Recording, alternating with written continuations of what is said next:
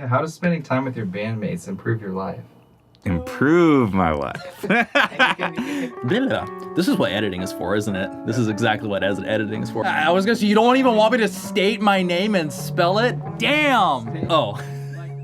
My name is Nolan Fuel, and I play drums for Tardigrade. My name is Bradley Nash, and I play saxophone with Tardigrade. I'm Ryan Bradley, and I'm the guitarist, bassist, and composer. Basically, I grew up playing like punk and hardcore. And then when I started studying music seriously, I mainly like focused more on like jazz and classical and like had like a need for a more heavy and abrasive outlet.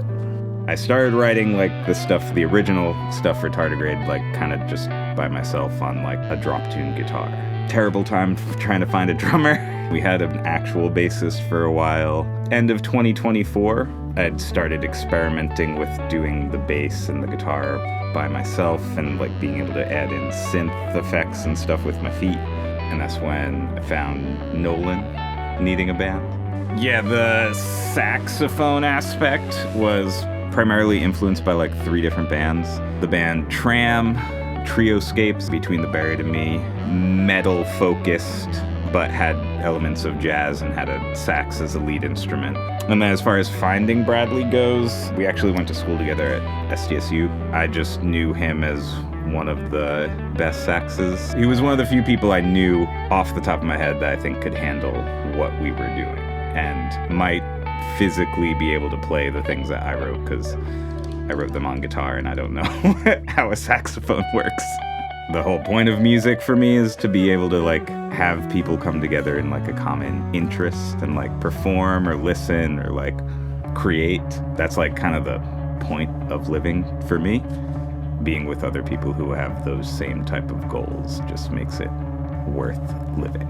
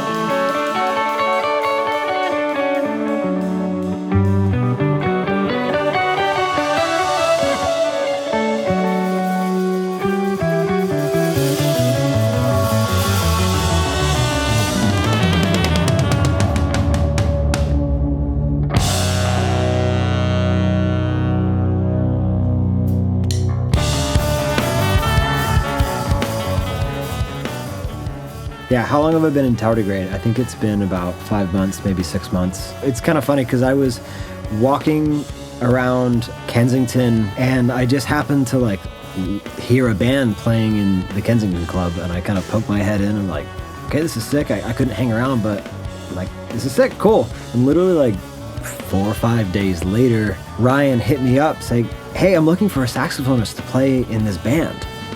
And lo and behold, it was the same band that I was just kind of like, oh, that was really sick in the window. So it kind of felt serendipitous. I play lots of different styles of music, and that's been a big part of my life. But I felt like since college, there haven't been a ton of different outlets that felt like they really pushed me like studying hardcore music in college did. So I was pretty eager to jump on the train to play some hard music, hard and hardcore music. We did just a recording in our rehearsal studio. It was like for the NPR Tiny Desk submission. I hadn't really heard a good recording from the third person. When we heard this recording, I was like, holy shit, this is what the band sounds like. And this is really cool because I'd gotten to become good friends with these guys at this point, and I still wasn't really sure, like, what's the sound?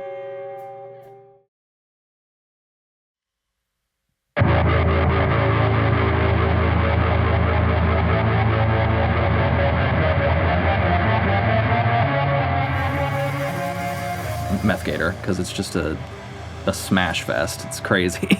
I actually have no idea what the story behind the name Meth Gator is. It's probably some reference to Florida and the gators being on meth occasionally. Some idiot drops it in the water out in the bayou. Look at that. Oh, Meth Gator, that came from the police department in Tennessee put out like a bulletin not to flush drugs down the toilet, leading to alligators in the sewers getting aggressive because of meth. I'm pretty sure it was a satirical tweet.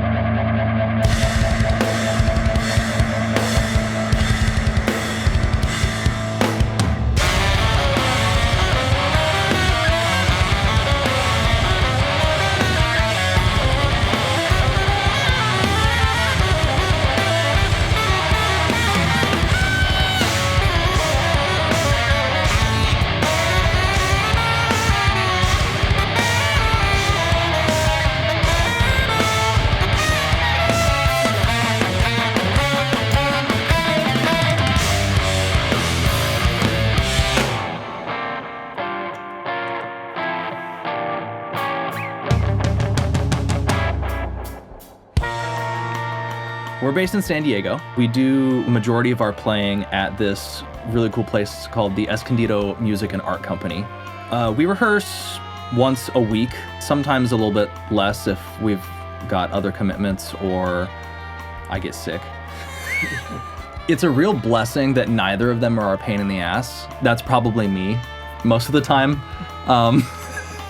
We get to play this music that makes us all happy, and it also challenges us. So it, kind of it forces you to practice. You end up getting better because of it. And so I'm very thankful to these two guys for providing the space to do that and the outlet for that. Bradley is a killer, man. He's such a good player. Actually, the first time Bradley came to a rehearsal, I broke a hi-hat cymbal because I was so into it. It was, it was awesome. We're working on an EP. I don't know what it's called. I don't know if we have a name for it yet. A 4-track EP. It's gonna be sick. It's gonna be real good. We say colloquially bridges, but it's May the Bridges I Burn Light My Way. These two are probably bigger jazz heads than I am. I'm a little bit more of a musical hooligan. Sleep token. Yeah. I think these guys are like more metalhead than I am. At least Nolan and I definitely like bands like Meshuggah or Animals as Leaders, Car Bomb, heavy, mathy elements of metal. We definitely share that. Personally, I'm a big fan of the shreddy jazz fusion.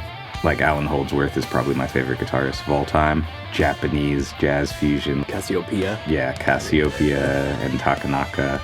The name, it's like this weird little like microscopic animal, is very alien looking, and They're so resilient, probably gonna be around a long time after humans are. They'll be the things inheriting the earth, kind of the things that you don't even think about that end up taking over everything. We've also been saying Tardigrade the whole time. Should we say, oh yeah, our name is Tardigrade Collective now? There's like 4 other groups called Tardigrade.